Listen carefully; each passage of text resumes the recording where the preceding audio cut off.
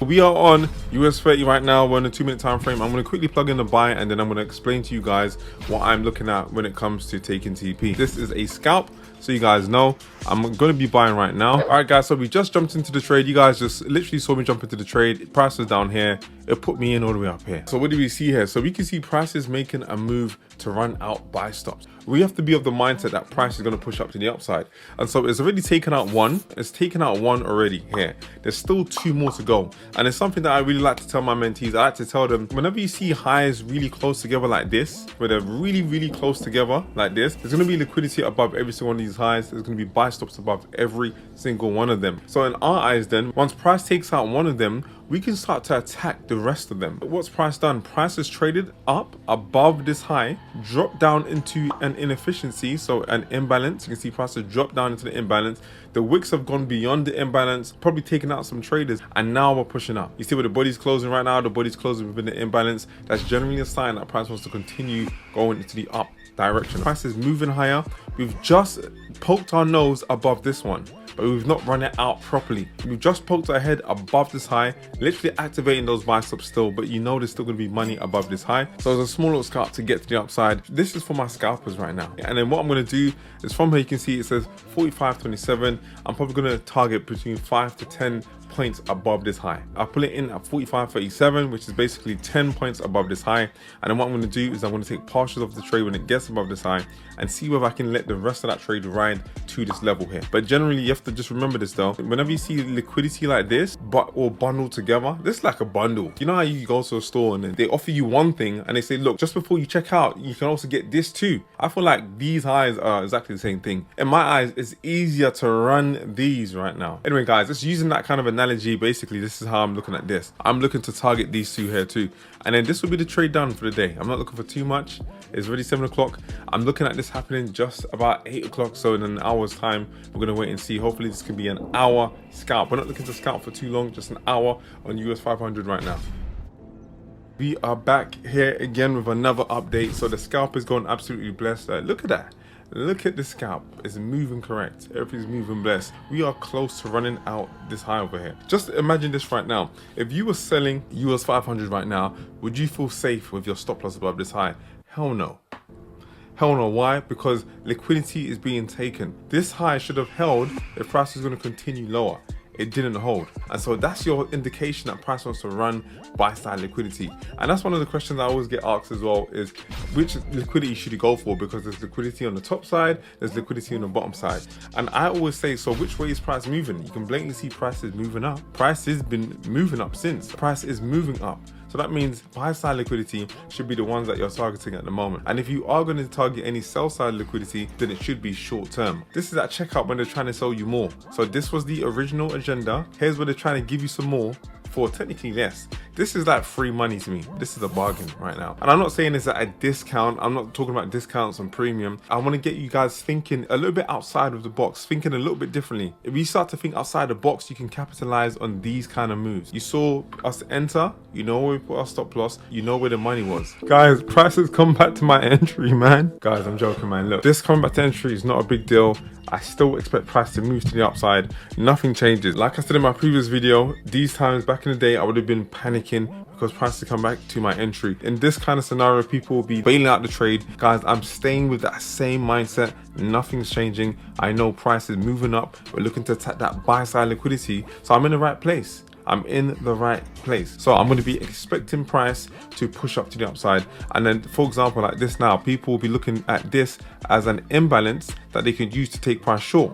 I'm looking for price to violate this imbalance. I want to see price close above this imbalance. Can price close above this imbalance here? If we can, then it's most likely going to continue to push up to the upside. Some people might be looking at some head and shoulders pattern forming. Maybe we might push down to the bottom here, and then eventually they'll get taken out and price should push up to the upside. So nothing changes. This is the mindset you need to have when you're in a trade. It's either you're in and everything's going to move correct, or you're going to take a loss. Not about bailing out early, especially when everything's still moving in line with what you want to see. If things weren't moving in line with what I want to see, then you can build up a case for maybe taking partial profits or moving your stop loss early. But right now, price is still moving how I want to see it. That's basically at my entry. We need to give this trade more time to get a move on. So that's exactly what I'm doing right now. Look at that, guys. We have smashed out that imbalance, like I said.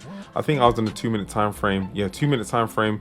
We marked up this imbalance here, and what did we say? I would want to see price close beyond it. So when people are thinking this is going to be a reversal at this point, no, we're still going for that buy side. Has the buy side been taken? No. So we keep it 100, we keep going for it. I wanted this to happen from 8 o'clock. I'm going to probably give it another 15 minutes to see whether we can get up there. If not, it should be able to get up there by tomorrow, but by then I'll probably be out the trade. Also guys, I wanted to share with you guys one more thing whilst price is still moving correct, is I wanted to show you guys something. Another reason why you should hold, why you shouldn't be bailing out early, is simply because of this. Look, I've just got some bits of data on the screen. You see price makes a lower low, lower high. Does price trade above that high? No, it doesn't trade above that high. And so you stay bearish no matter what you see. Lower low, lower high. Does price trade above this high? No. So you stay bearish. Eventually we get down to this low after making low lows and more lower highs. And then this is our high and this is our low. We're gonna extend out to the right and extend out to the very lowest point. What does price do now? After making a new low, does it make a new high? Does it trade above this high right here? Yes, it does. It does it here. And if you wasn't convinced that this was enough, they really went and did it here. So the moment they do that, this is when there's a turnaround in price. Price should technically start moving to the upside. And so after that, you have to look to the left and look at all the different highs. There's one here, there's one here, there's one there, there's one here, here, and here. Multiple highs along the way. That becomes a target now. Those highs. And the thing is, you don't have to be in from these lows. And to let you guys know, I only started looking at US 30 when price was here. Thereabouts when I wanted to enter. When price had literally poked its nose above this high.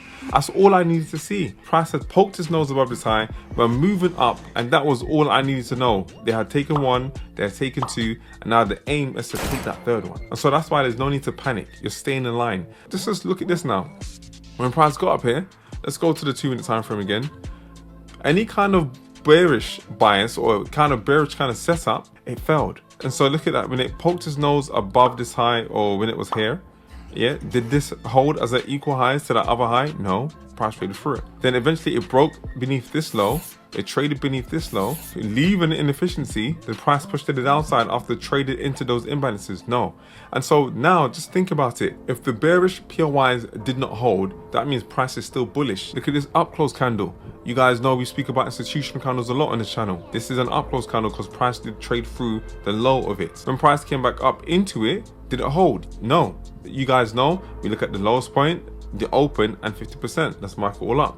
And we take it from the very lowest point to the highest point. From here to here, okay? Cool, let's just check this out now. The lowest point didn't hold, the open didn't hold, and 50% didn't hold. If our imbalance didn't hold, if our institutional candle is not holding, price is closing above 50%, so now the institutional candle is less favorable, then that means all kind of bearish POIs are failing here.